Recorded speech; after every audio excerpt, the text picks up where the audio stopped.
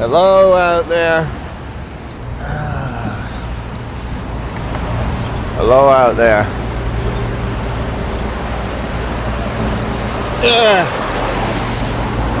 I am the Poet Engelström. Yes, indeed, I am the Poet Engelström. I have many poems. I have many complaints.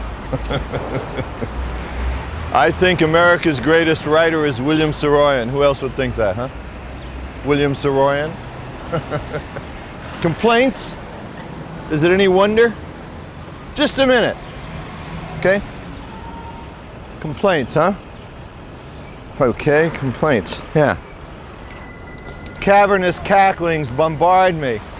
Scarabic chitons crawl out my ears.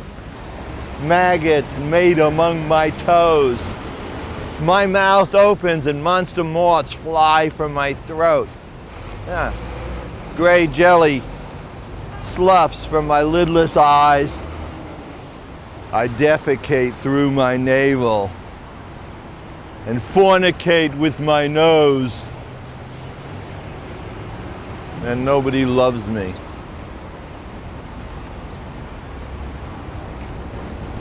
Doesn't matter. Doesn't matter. Doesn't matter.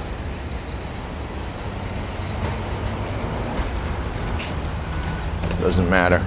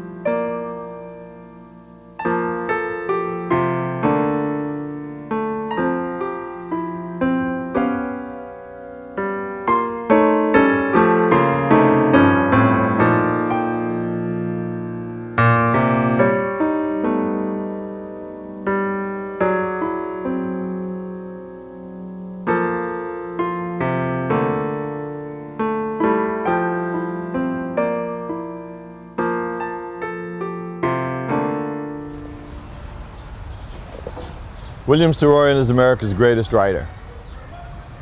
Yes? No?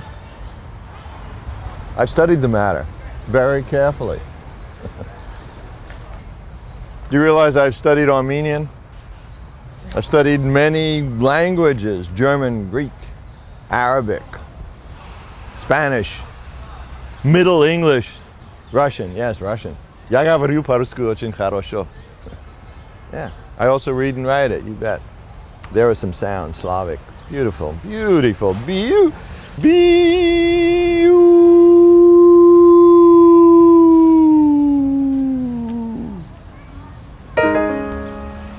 banshee wails. What is the banshee? Well, Sheba, queen of what? Well, Tut, the king of ancient curse. What curse? Tut, tut, that curse that cursed the men that dug the pyramids midst desert sands and heard the banshee wails wail out the mouth of Sheba, queen of what? Sheba's queen, but queen of what? Begin again, where deep the rut. The banshee wails of Ho Chi Minh along the trail of old King Tut. Amid the crumbling pyramid that stands in sands, Queen Sheba trod. And she banshee is she not? Yes, she banshee Sheba be. But banshee Sheba wails for Tut, and then again for Ho Chi Minh. But no one, curse it, wails for what?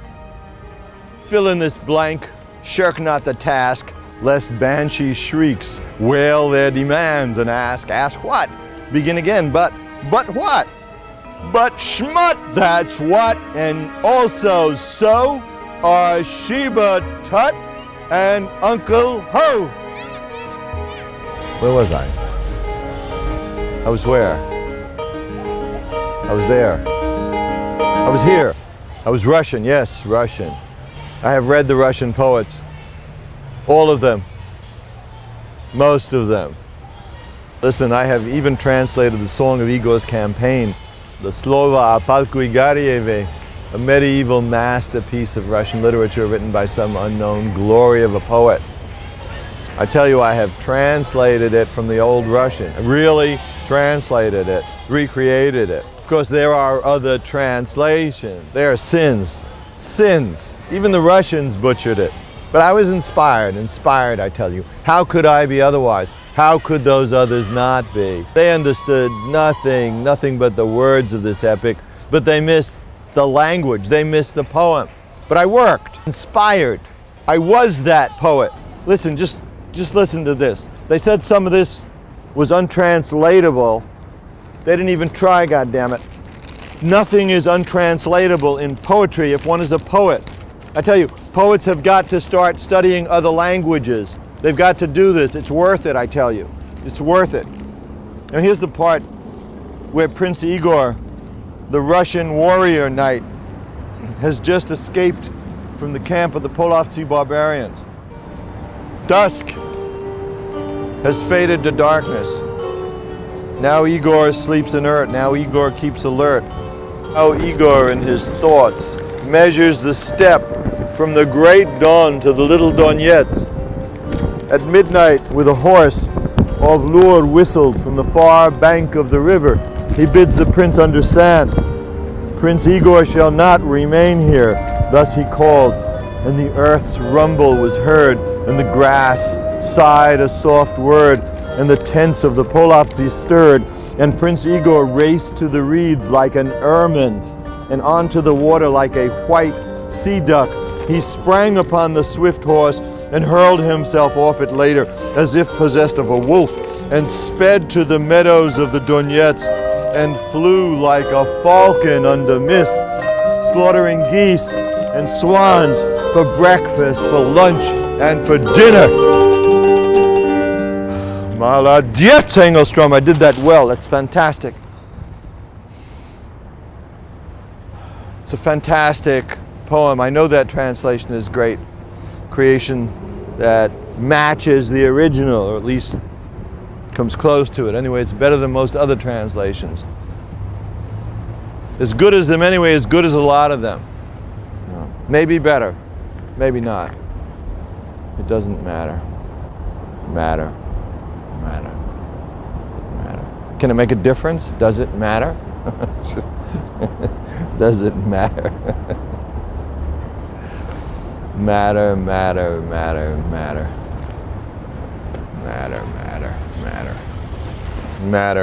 Matter. Clean dusts, motes, grooved in moon rays, shout silent trills of air. Artichokes, asparagus spears, and chilies all are rare. The careful clicks of sea snails are screams from the warm ooze.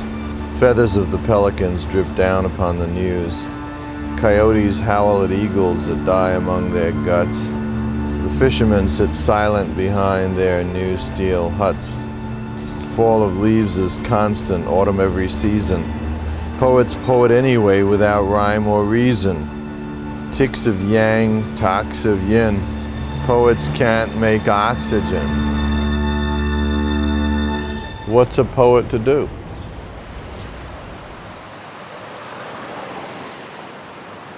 How much worse is a versist verse if a versist verses verse? Do you know I can play the violin? I often do play the violin, sort of. I used to be sort of a fair violinist. I mean, I used to play. I can still play. I can do that. Okay.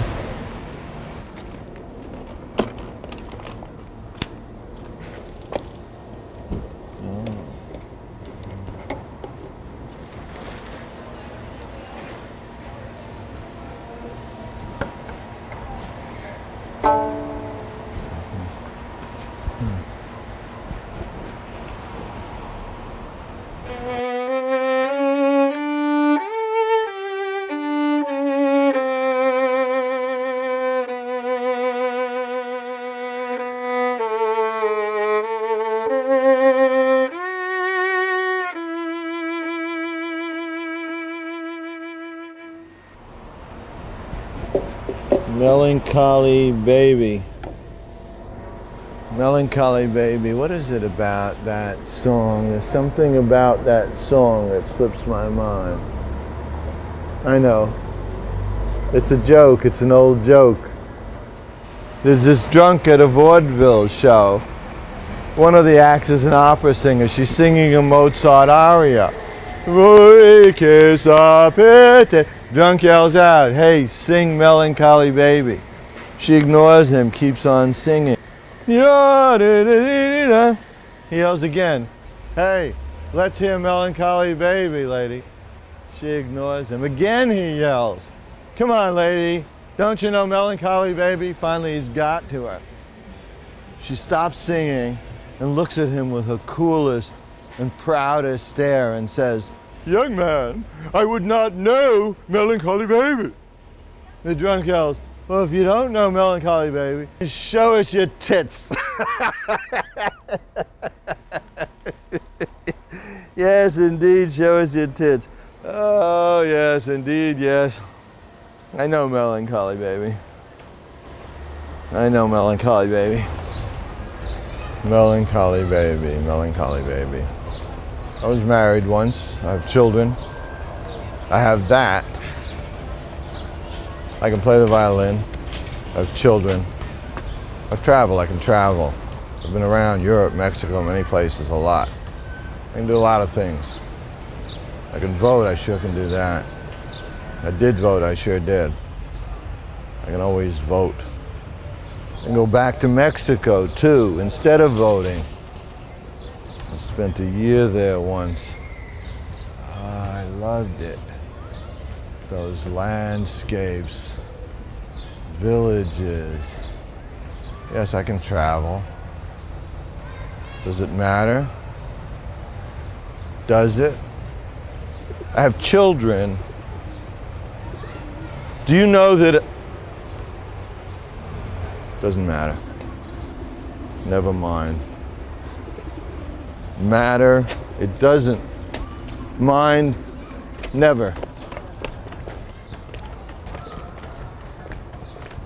And Engelström walks in and out of bestial zoos and dreams, strange talking dreams of words and turds that are the same as turds and words, and both are one another.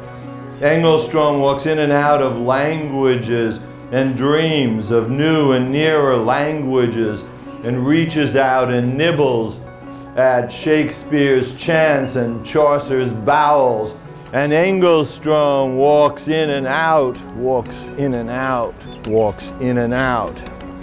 And Engelström, and Engelström, and Engelström, shouts Engelström.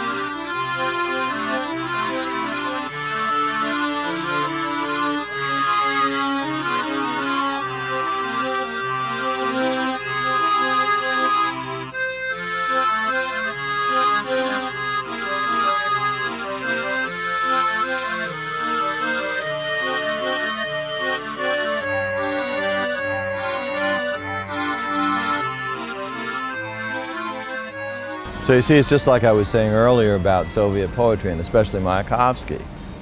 Didn't I? Wasn't I saying about Mayakovsky earlier? Maybe not. It doesn't matter. But that was a poem that Mayakovsky may have liked. But what? But schmut, that's what. But he probably would have. Probably. Maybe not. Maybe Tolstoy would have liked it. I don't know. I think he would have. But then he didn't even like war and peace, Vojna i mir. He called it trash. And I've always agreed with him. Of course, Tolstoy is not known as a great poet. A great writer, yes, but not a poet like Mayakovsky. Mayakovsky was definitely a poet. A lousy writer, but a great poet. Do you know what he wrote in one of his poems? He wrote, Idu krasivi 22 tjetni. Then he wrote, Budu bezukarižni a nježni, njemu skina, a oblaka v štanah. You know what that means? I walk handsome, 22-year-old. I shall be irreproachably tender. Not a man, but a cloud in pants. That's what it means, and that's what he wrote. Can you imagine a cloud in pants? And did it matter? Does it matter? I have children, my children. I was married once. A cloud in pants. Later on, he wrote revolutionary poems for the Soviet government, goddamn good ones. I mean, the man was a poet. Then he wrote slogans for posters, and then he shot himself at 36. 36 years old, bang! What's a poet to do? 36 years old, and bang! I'm almost 65 years old, almost 65 myself. What's a poet to do? I'm almost 65 and I hunger to be touched. I'm almost 65 and I want to return to Sonora, hear mariachis under a mezcal moon, and sleep drunken on the saguaros. Almost 65 and I'm obsessed with Russian words. Kosmicheskie krovie karovi. Cosmic bloody cows. Miertskaya myortvaye. Marozhnaye. Miserable, dead ice cream. Just listen. Ice cream. Marozhnaye. I'm almost 65 and I fiddle on my fiddle, hoping for music to touch me again. Nero is a pissant. I fiddle while the planet plunges up in flames of poison and violence. I'm almost 65, Mayakovsky. Were you still a cloud in pants at 35? I'm no cloud in pants, and I'm almost 65. Almost 65. Not a man, but an erection in thin air, thrusting for a touch. Nothing to contain me. I ejaculate words into a still and sterile void. Marozhnaye. I'm almost 65, Mayakovsky. You knew the world needed slogans, not poems. Today, the world needs oxygen. Can poets make oxygen? I want to make oxygen, and I'm almost 65.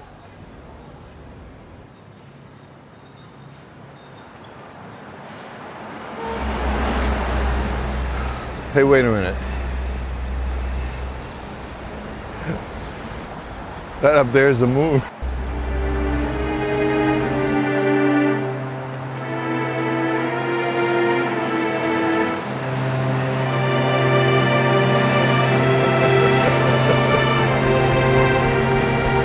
There's always a new moon.